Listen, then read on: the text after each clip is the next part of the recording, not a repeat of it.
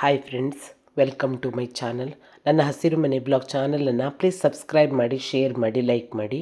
ಇವತ್ತೊಂದು ಕಾರ್ನ್ ಹಾಕಿ ಪಾಸ್ತಾ ಮಾಡುವ. ತುಂಬಾ ಟೇಸ್ಟಿಯಾಗಿ ಬರುತ್ತೆ ಇದು.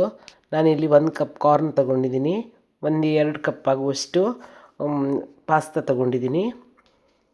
ಇದಕ್ಕೆ 1 ಈರುಳ್ಳಿ, 1 ಟೊಮೆಟೊ, 2 ಹಸಿಮೆಣಸಿನ್ಕಾಯಿ ತೊಗೊಂಡಿದ್ದೀನಿ.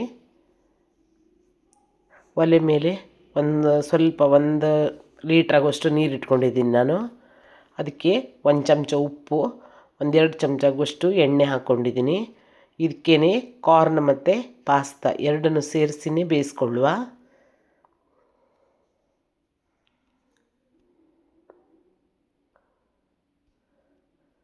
ಇದನ್ನು 10 ನಿಮಿಷಗಳ ಕಾಲ ಬೇಯಿಸ್ಕೊಳ್ಬೇಕು.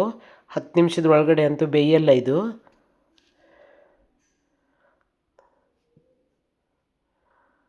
ನೋಡಿ, ಚೆನ್ನಾಗಿ ಕುದಿಬೇಕಿದು. 10 ನಿಮಿಷ ಆದಮೇಲೆ ನೋಡಿ ಮೆತ್ತಗಾಗಿದೆ. ಈಗ ನಾನು ಬಸ್ಕೊಂಡು ಬಿಡ್ತೀನಿ.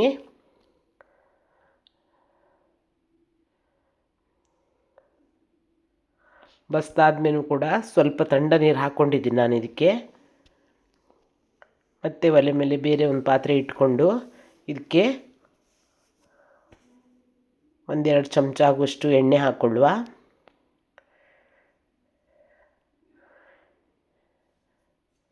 ಎಣ್ಣೆ ಬಿಸಿ ಆದಮೇಲೆ ಇದಕ್ಕೇ ನಾನು ಕಟ್ ಮಾಡ್ಕೊಂಡಿಟ್ಕೊಂಡಿರುವಂತಹ ಈರುಳ್ಳಿ, ಹಸಿಮೆಣಸಿನ್ಕಾಯಿ ಸೇರಿಸ್ಕೊಂಡು ಬಿಡ್ತೀನಿ.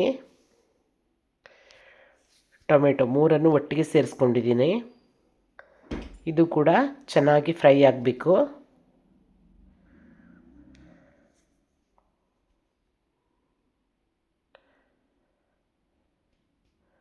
ಇದಕ್ಕೇ 1/2 ಚಮಚ ಆಗುವಷ್ಟು ಉಪ್ಪು ಹಾಕ್ಕೊಂಡಿದ್ದೀನಿ.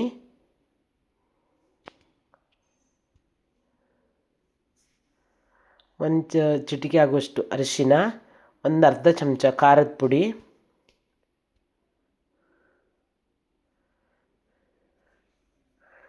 ಒಂದು ಅರ್ಧ ಚಮಚ ಚಿಕನ್ ಮಸಾಲ ಪುಡಿ, ಮತ್ತೊಂದು ಅರ್ಧ ಚಮಚ ಮಟನ್ ಮಸಾಲ ಪುಡಿ. ಇವೆರಡನ್ನು ನಾನು ಸೇರಿಸ್ಕೊಂಡಿದ್ದೀನಿ. ನೀವು ಏನಾದರೂ ಪಾಸ್ತಾ ಮಸಾಲ ಇದ್ದರೆ ಸೇರಿಸ್ಕೊಳ್ಬೋದು. ನಾನು ಪಾಸ್ತಾ ಮಸಾಲ ಹಾಕೋದಿಲ್ಲ, ಅದಕ್ಕೋಸ್ಕರ ಸ್ವಲ್ಪ ಚಿಕನ್ ಮಸಾಲ, ಮಟನ್ ಮಸಾಲನ ಸೇರಿಸ್ಕೊಂಡು ಬಿಡ್ತೀನಿ. ತುಂಬಾ ಟೇಸ್ಟ್ ಆಗುತ್ತೆ ಇದು. ನೋಡಿ, ಚೆನ್ನಾಗಿ ಫ್ರೈ ಮಾಡಬೇಕು. ಫ್ರೈ ಆದಮೇಲೆ ಒಂದು ಅರ್ಧ ಚಮಚಕ್ಕಿಂತಲೂ ಸ್ವಲ್ಪ ಕಮ್ಮಿನೇ ನಾನು ಶುಂಠಿ ಬೆಳ್ಳುಳ್ಳಿ ಪೇಸ್ಟ್ ತಗೊಂಡಿದ್ದೀನಿ. ಅದನ್ನು ಕೂಡ ಚೆನ್ನಾಗಿ ಫ್ರೈ ಮಾಡಿಕೊಳ್ಳುವ. ಈಗ ಅದಕ್ಕೇ 1/2 ಚಮಚ ಆಗುವಷ್ಟು ಗ್ರೀನ್ ಚಿಲ್ಲಿ ಸಾಸ್, 1/2 ಚಮಚ ಸೋಯಾ ಸಾಸ್, 1/2 ಚಮಚ ರೆಡ್ ಚಿಲ್ಲಿ ಸಾಸ್,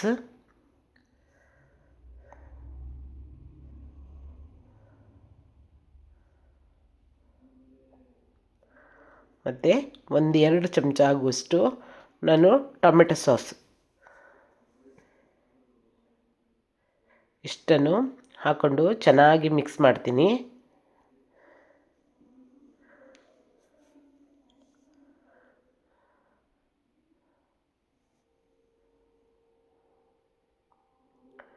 ನಂತರ ಇದಕ್ಕೇ ನಾನು 1/2 ಚಮಚ ಆಗುವಷ್ಟು ಕಾರ್ನ್ ಫ್ಲೋರ್ ತೊಗೊಂಡಿದ್ದೀನಿ. ಅದನ್ನು ಕೂಡ ಒಂದು ಅರ್ಧ ಕಪ್ ಆಗುವಷ್ಟು ನೀರು ಹಾಕ್ಕೊಂಡು ಮಿಕ್ಸ್ ಮಾಡಿ ಇದಕ್ಕೆ ಸೇರಿಸ್ಕೊಂಡಿದ್ದೀನಿ. ಆಗ ಇದ್ರದ್ದು ಮಸಾಲ ರೆಡಿ ಆಗುತ್ತೆ. ನಂತರ ಇಲ್ಲಿ ನಾವು ಬೇಯಿಸ್ಕೊಂಡು ಇಟ್ಕೊಂಡಿದ್ವಲ್ಲ ಕಾರ್ನ್ ಮತ್ತು ಪಾಸ್ತಾ, ಅದನ್ನು ಸೇರಿಸ್ಕೊಂಡು ಬಿಡುವ.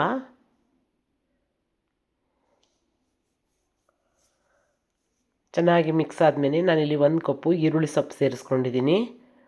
ನೋಡಿ, ಪಾಸ್ತಾ ರೆಡಿಯಾಗಿದೆ. ತುಂಬಾ ಸಿಂಪಲ್ ಮಾಡೋದಕ್ಕೂ, ಟೇಸ್ಟು ಹಾಗೆ ಅಷ್ಟೇ ಸಖತ್ತಾಗಿರುತ್ತೆ. ನೀವು ಒಂದ್ಸಲ ಇದನ್ನು ಟ್ರೈ ಮಾಡಿ, ತಿಂದು ಹೇಗಿದೆ ಅಂತ ನನಗೆ ಕಮೆಂಟಲ್ಲಿ ತಿಳಿಸಿ. ನಾನಂತೂ ಮಾಡಿದಾಗ ಸೂಪರಾಗಿ ಬಂದಿತ್ತು, ತುಂಬಾ ಚೆನ್ನಾಗಿ ಬಂದಿತ್ತು. ಮತ್ತೊಂದು ವಿಡಿಯೋದೊಂದಿಗೆ ಮತ್ತೆ ಸಿಗ್ತೀನಿ. ಬಾಯ್.